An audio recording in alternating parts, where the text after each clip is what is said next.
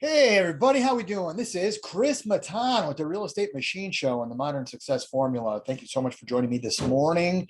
And today's topic is the partner philosophy. This is something that I believe in big, really. What do they say? Bullish. I'm bullish on the partner philosophy, and the reason being is because I think we have a problem. I think we have a problem in society, actually. And I think that people's work ethic, it's not necessarily a problem. I shouldn't say it's a problem. I do think it's a challenge. I think there's a direct correlation between somebody's work ethic and their incentive of ownership to whatever they're doing. And which is what leads me to this partnership philosophy that I've been kind of fostering lately.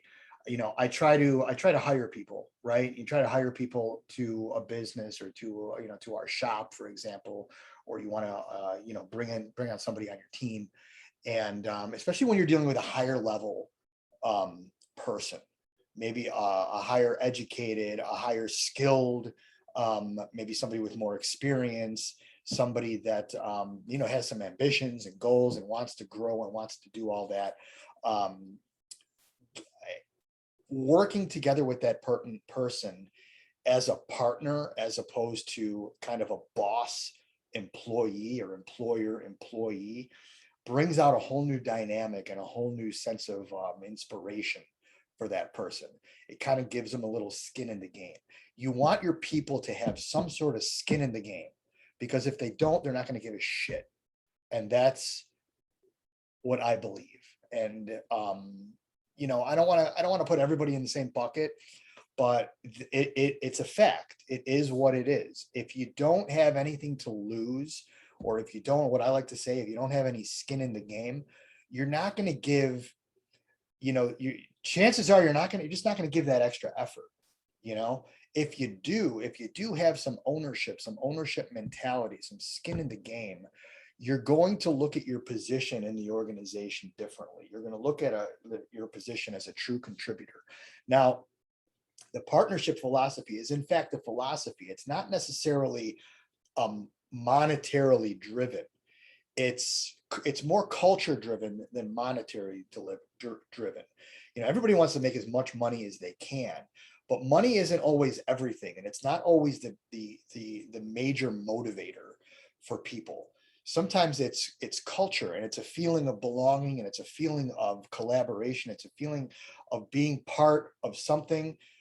It means that what you're contributing to the organization is contributing to the success of the organization, whether you're pushing the broom, or you're the CEO or the CFO of the entire organization, or you're an HR and you're hiring people, and or you're a trainer or a coach within the organization, or you're a machine operator, or you're a listing specialist, or you put signs in the ground, for crying out loud.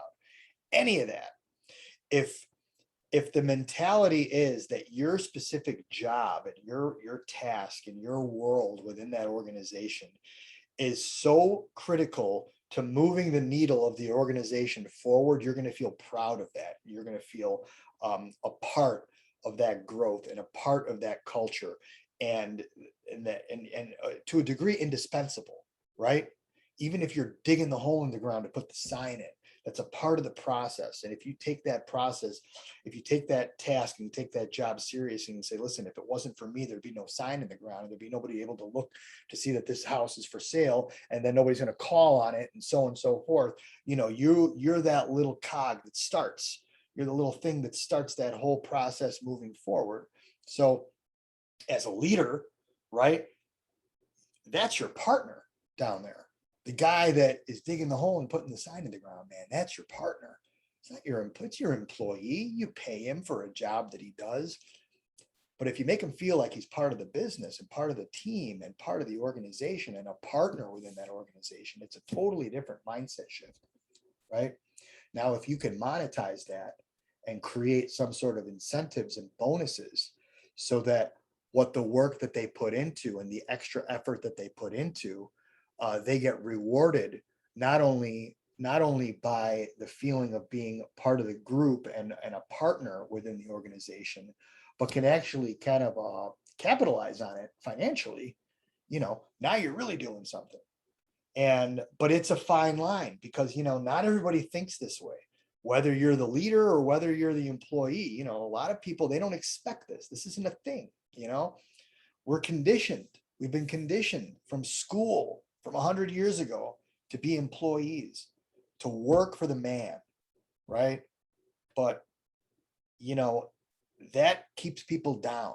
Now, not everybody is cut out to be a business owner, but everybody is cut out to be a partner within an organization with room to grow, right?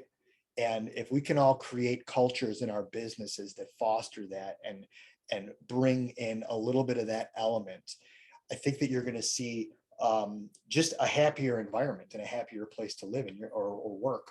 And you'll be rewarded by having an enjoyable experience. And the next step to that is, listen, if we have an enjoyable experience at work, we're going to be more productive.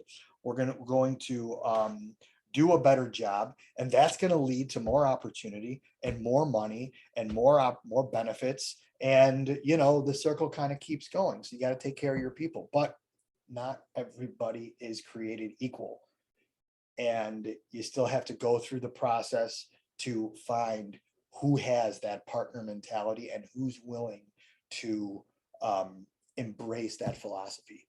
So that's what I got for you today. Partner mentality. I think that's the way to retain people within your team, within your organization. Retention is key. A lot of people are moving, or they're jumping for 50 cents. If you jump for 50 cents, you don't have the partner mentality. You do not think long term. You have a scarcity mindset, and you're going to, for the next 20 years, you're going to only increase 50% an hour. It's not much. Enjoy that. Everybody, have a great day. See you soon.